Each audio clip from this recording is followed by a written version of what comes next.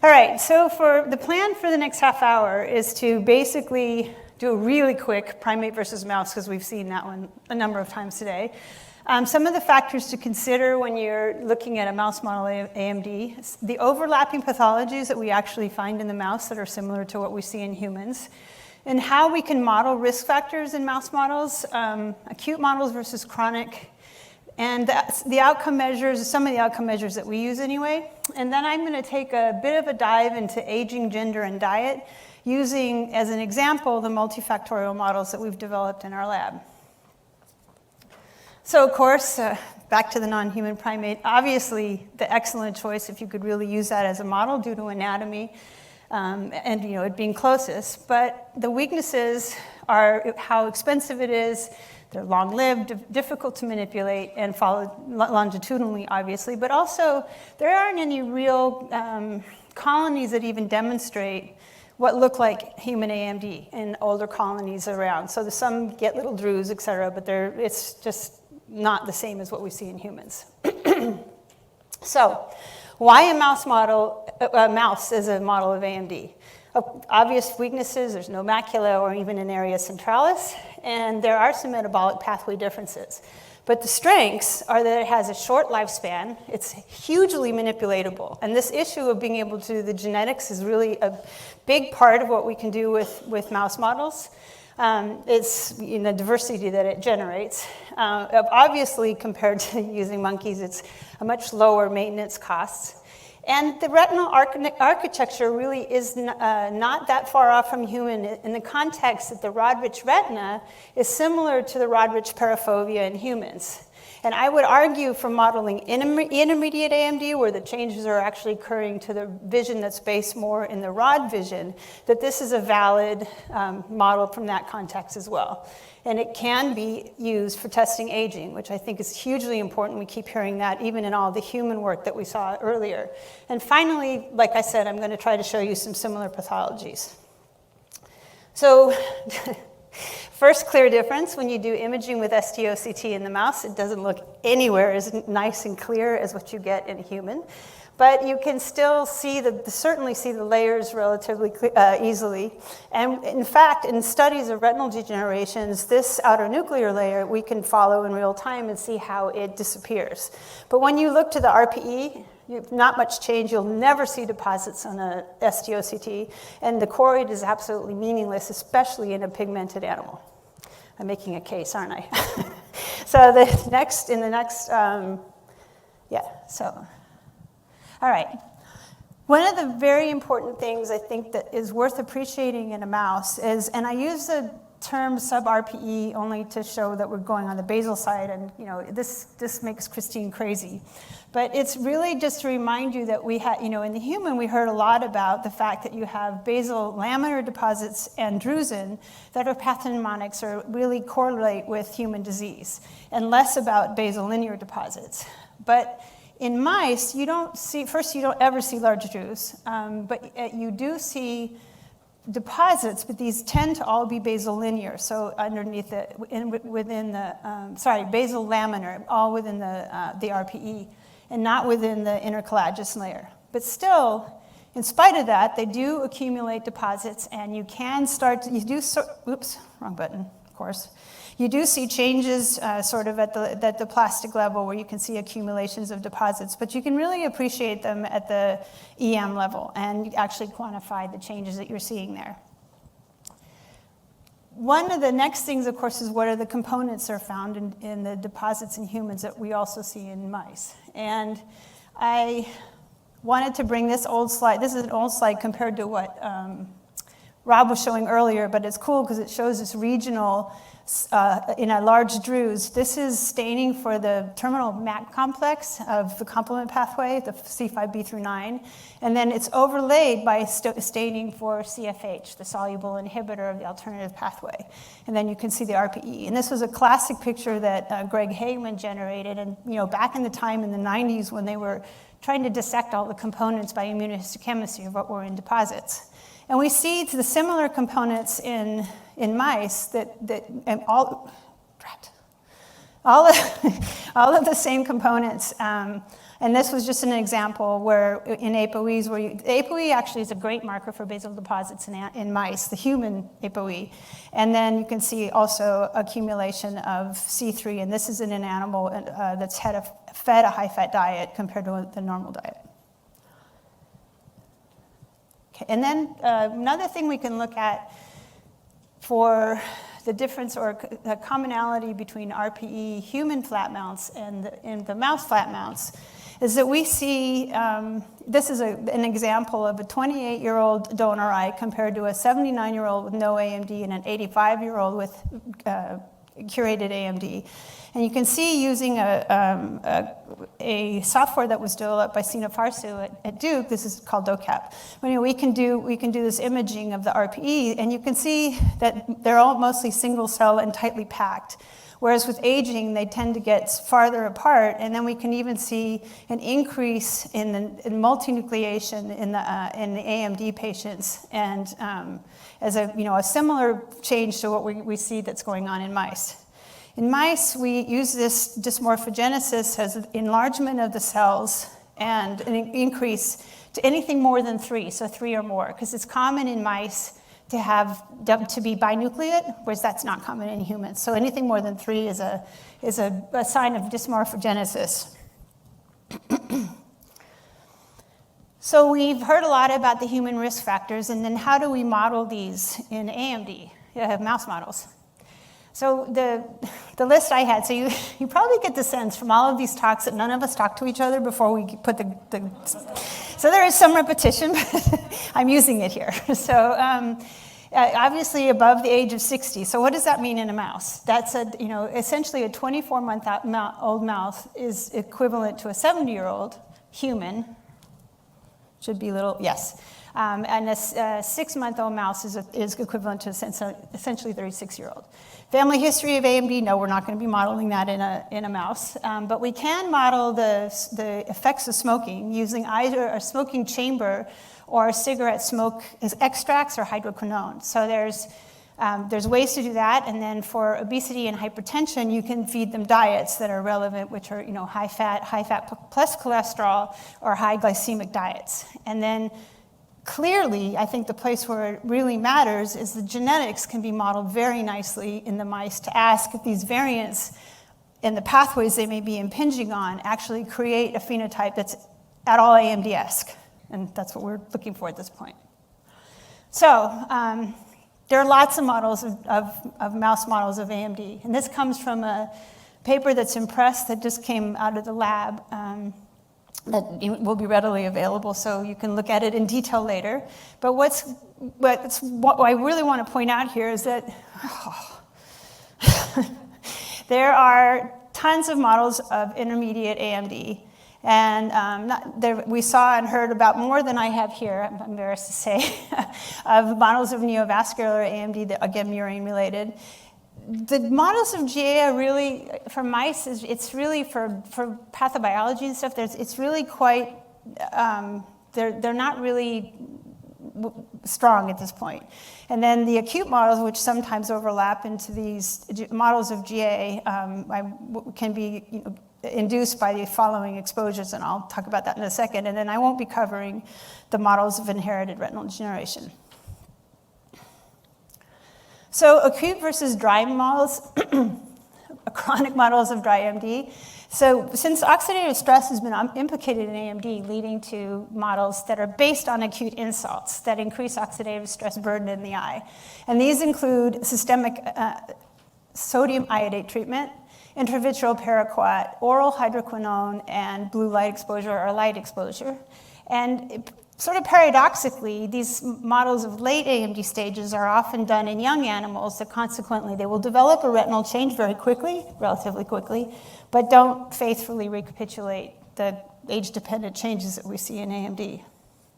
And that, of course, means that they're going to be difficult to use for looking at drug efficacy studies. So just a quick view of one acute model. This is systemic sodium iodate. And what's worth noting here, so this, In this first slide is the control, and you can see the nice thick outer nuclear layer. And then after 28 days of exposure to sodium iodate, you see already that you've had lost half of the outer nuclear layer thickness. And then by the time you get out to 3 months, the outer nuclear layer has disappeared completely. So the model results in a pan-retinal photoreceptor loss, and that's much more reminiscent of RD than it is of AMD. Okay, so what are some of the ways you can assess AMD pathology in the way that we do it? So starting with a fundus image, the human presentation, the visual function is one of the things that we rely on, especially for drug efficacy studies, because we can look at that right away to see if we can protect our models from the visual loss that we see. And so we use the reduced rod-mediated light sensitivity to model the early or intermediate changes to vision in human. We do this by looking at the visual function of electroretinograms with the scotopic vision, which I'll show you in a moment. Then we look at the flat mounts to see if there are changes in the RPE.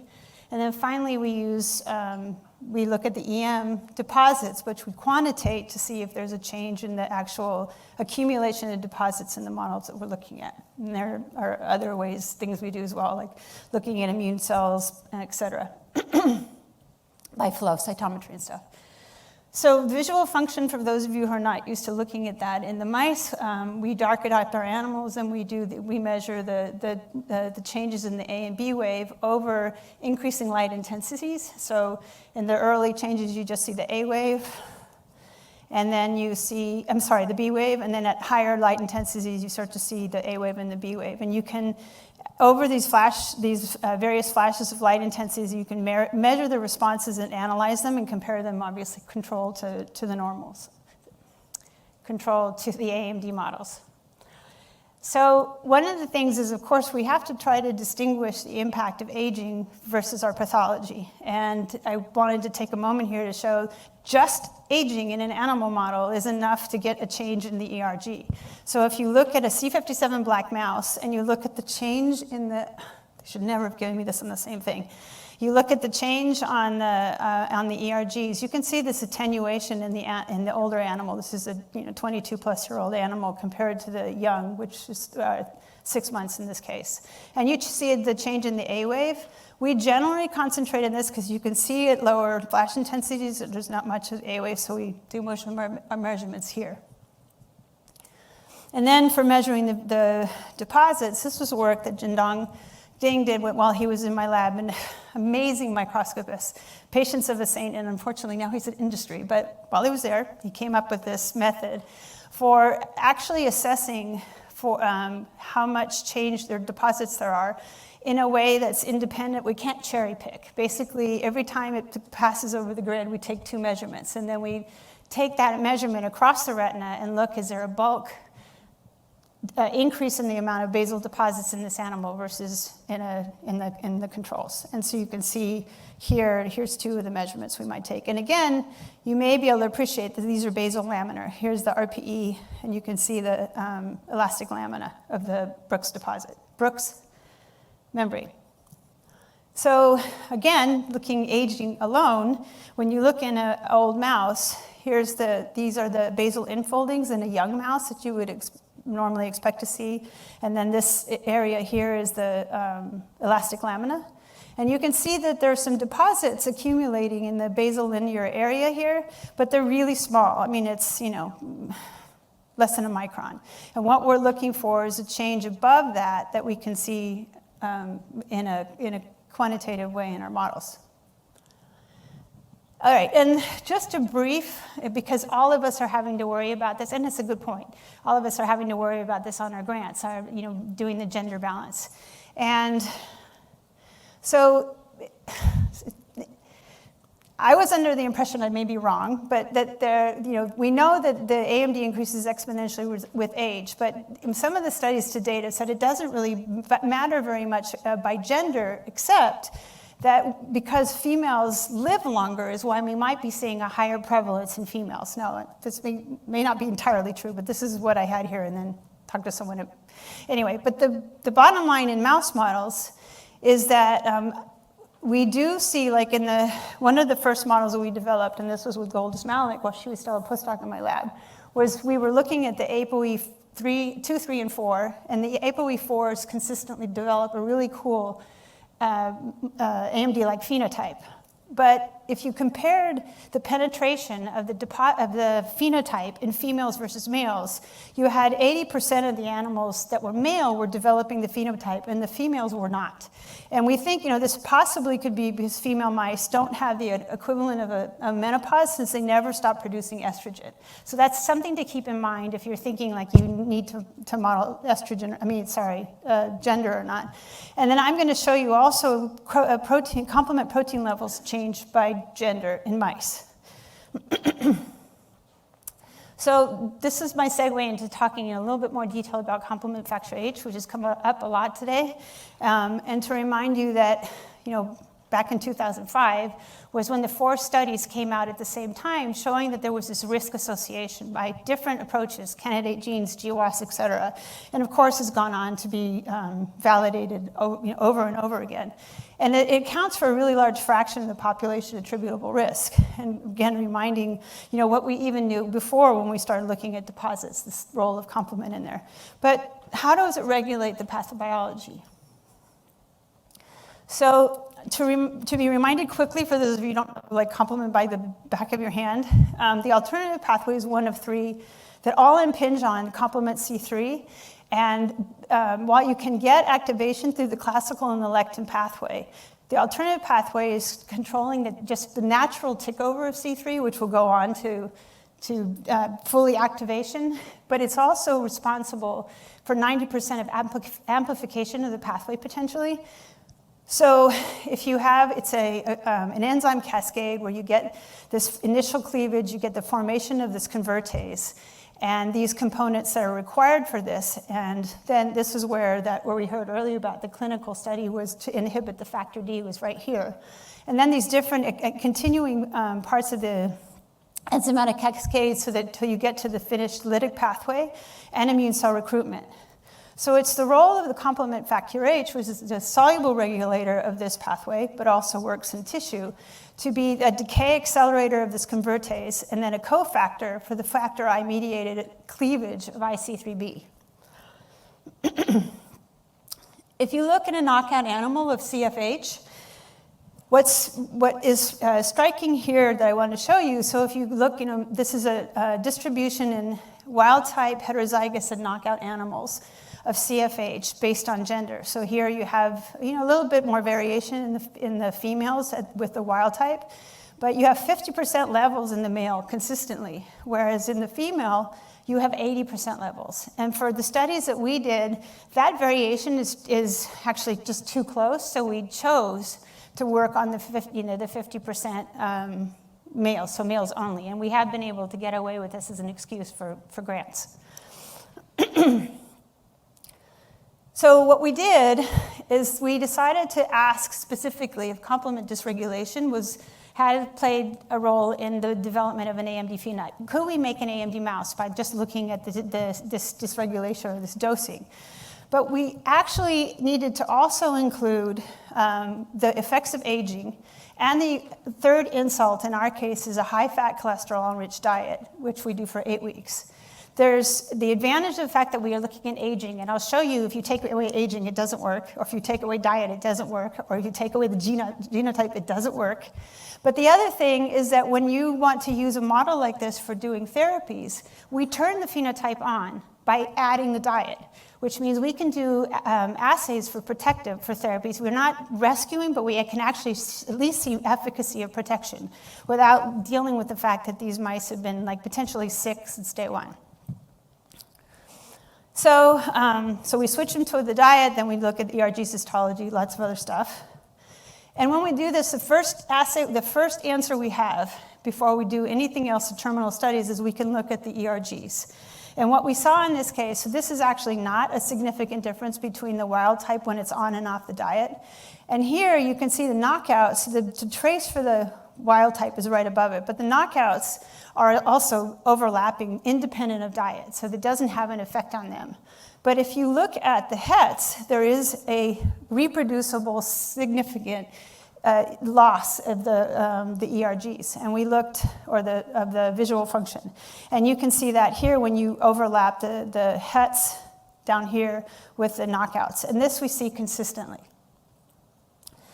And one of the important things, and I think this gets potentially to the trials for complement-related therapies, in the case, in this animal model, the HETs have complement dysregulation, whereas the knockouts are actually missing key factors of the pathway.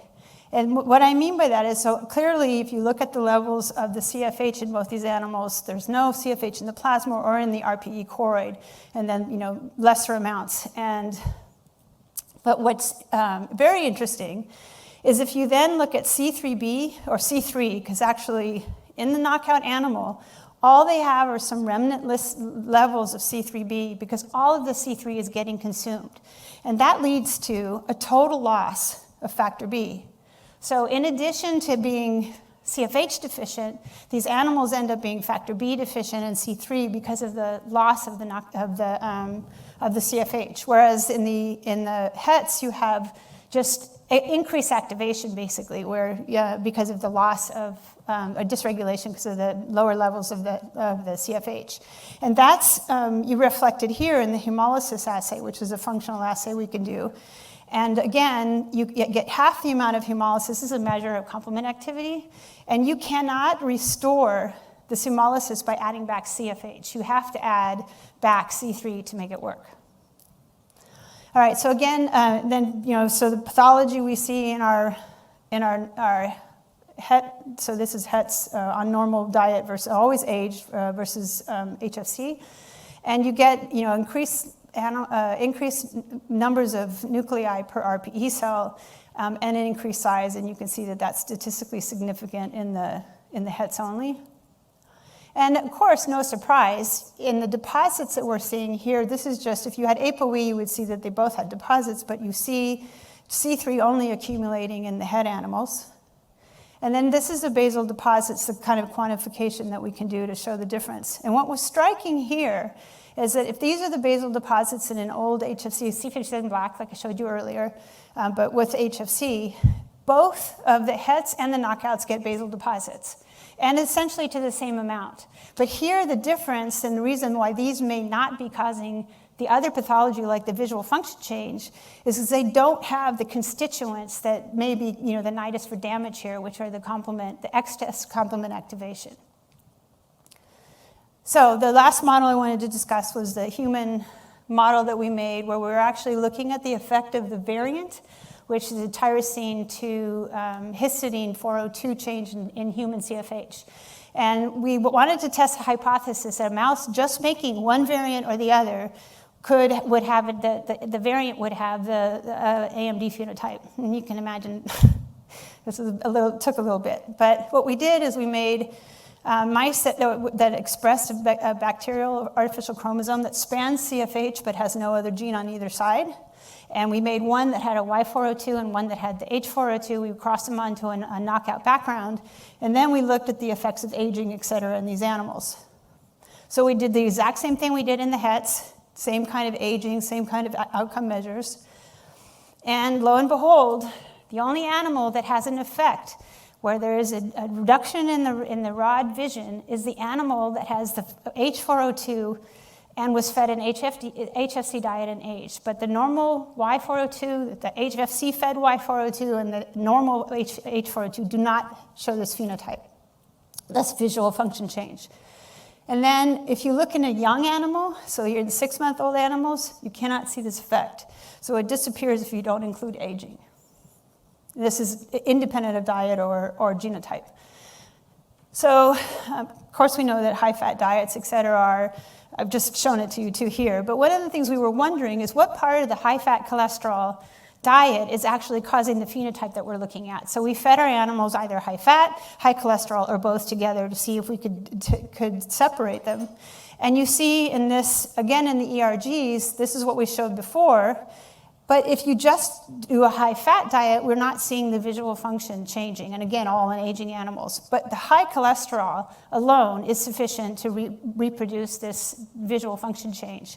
And the other changes too, which I won't show you here, but I will, just as a cautionary note, this is much harder on the animals systemically than a high-fat cholesterol diet is, just from an experimental modeling question.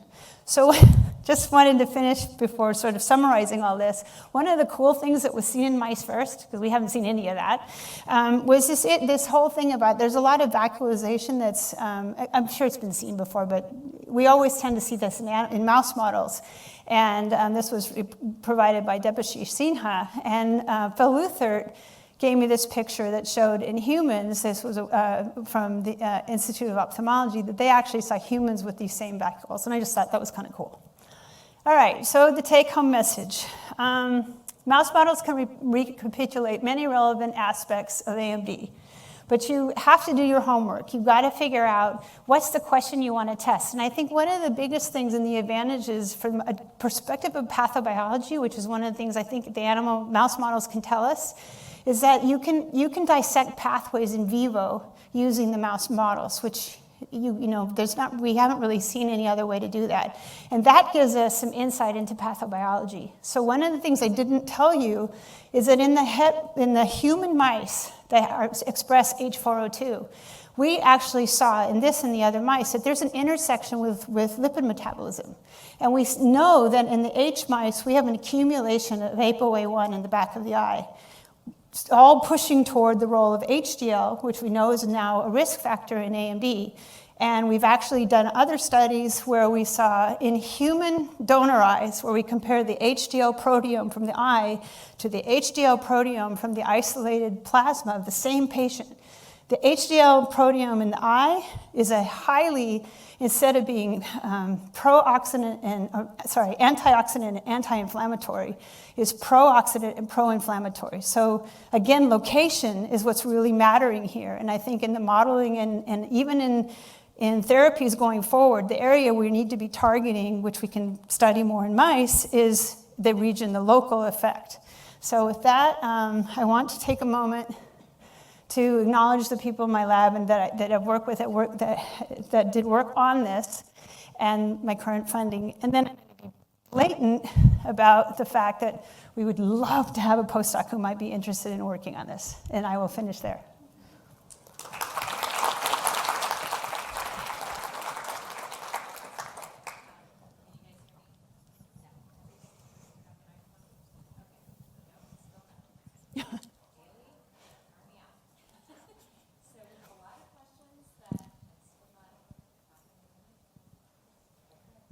I'm headed on.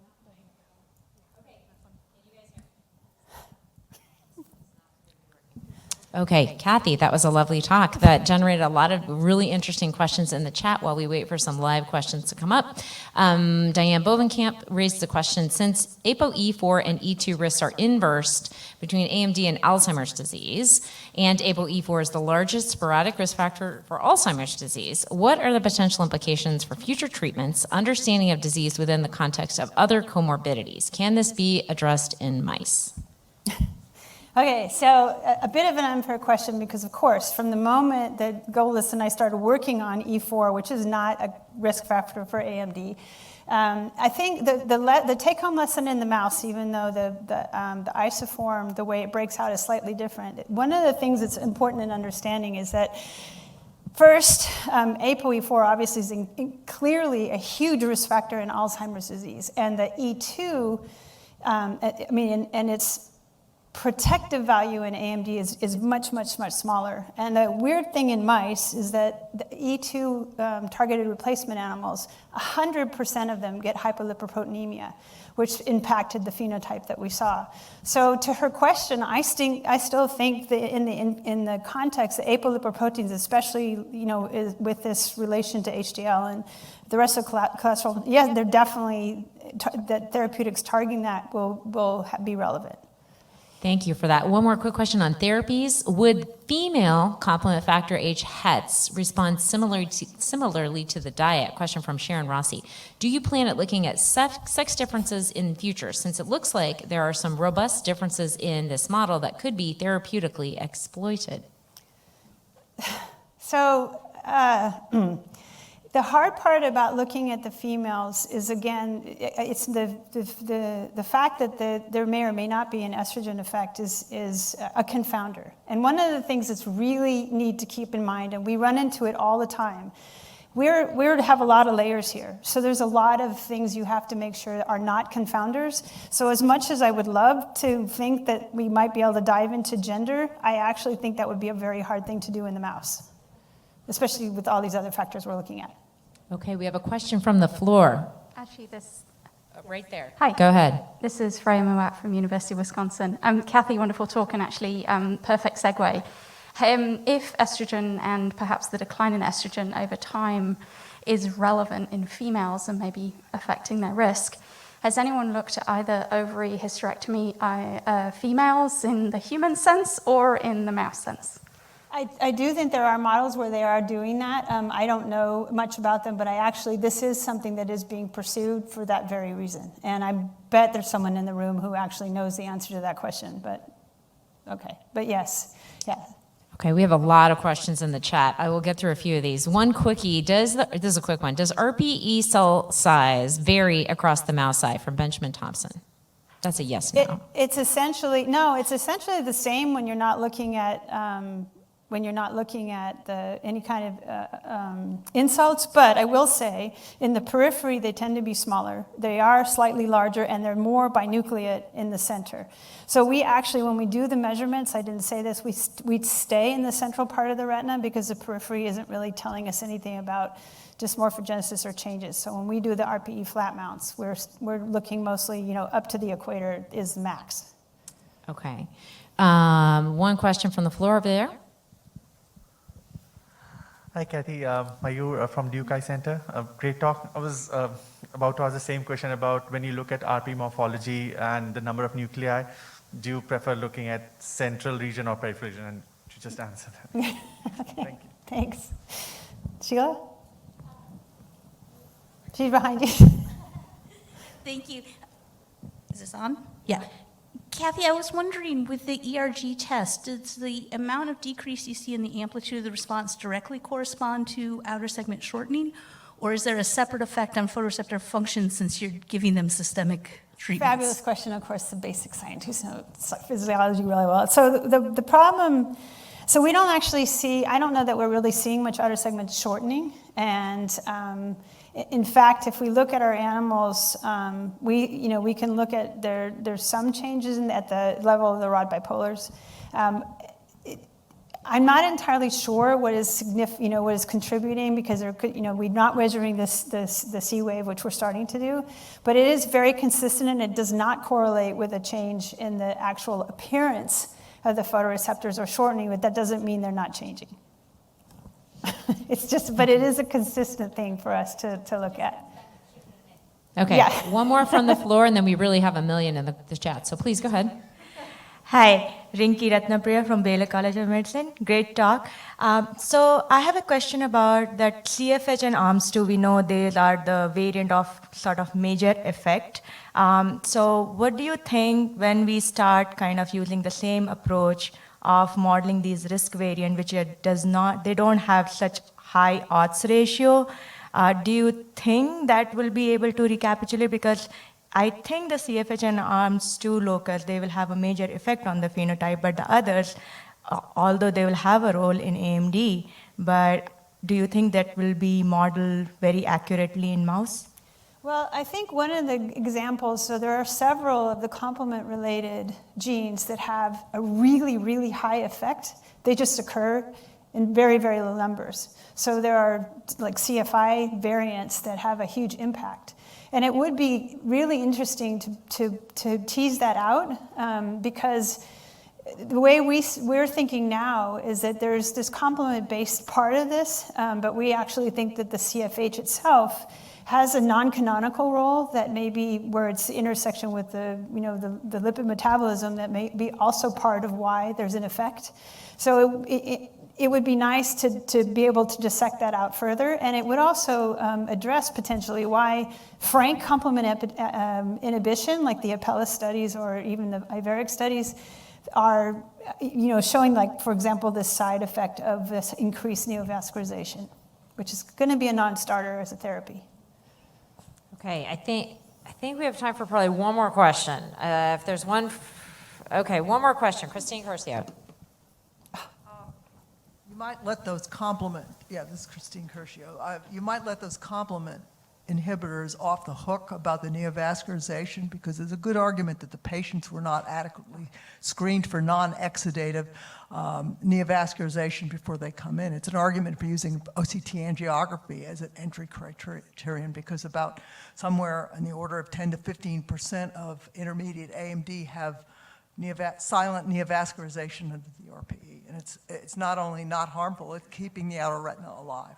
Right, but there's also, there is pretty good evidence, because now in the phase 3 studies for Apellis, they've actually really tried to dig down and take that into consideration. So the levels of CMV have dropped. They're also making sure they're not looking at fovea on GA, that it's extrafoveal, and which is what the Iveric, which is the anti-C5 or the C5 inhibitor, did. They have better rates of slowing down the GA progression. I think the hardest thing at this point with either of those is we are seeing a change in the rate of GA progression, but there's been absolutely no change at the level of visual function. So that's a little worrying as well. And maybe we just haven't gone out far enough. Right. And our measures of, one more maybe actually, but she says we have 5 more minutes. Measures of visual function are a little bit insensitive, right? Because it spares the fovea for a long time, and the microperimetry may lag a little bit. Okay, go ahead, from the floor. Sorry, chat people, I appreciate your comments, and I'm trying.